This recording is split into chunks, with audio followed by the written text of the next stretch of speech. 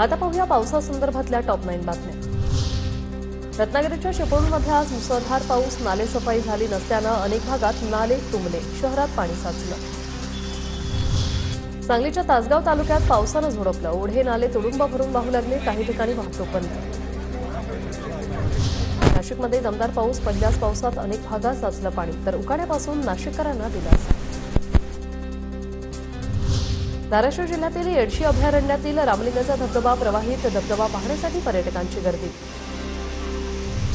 अंबरनाथ एमआयडीसीच्या मुख्य रस्त्यावर पाणी साचलं, पहिल्याच पावसात एमआयडीसीच्या रस्त्यावर पाणी साचल्यानं नागरिकांमध्ये संताप, रस्त्यावर वाहतूक कोंडी।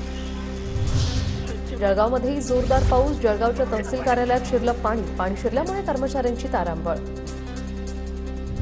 सोलापूर जिल्ह्यातील माढामध्ये जोरदार पावसाची हजेरी, मुसळधार पावसामुळे अनेक गावांचा संपर्क तुटला, ओढे तलाव तुडुंब भरले। छत्रपती संभाजीनगरच्या फुलंब्री तालुक्यात जोरदार पाऊस, मुसळधार पावसामुळे जनजीवन विस्कळीत, गोसावी वस्तीतील पाणी शिरल्यानं घरातील साहित्याचंही झालं नुकसान।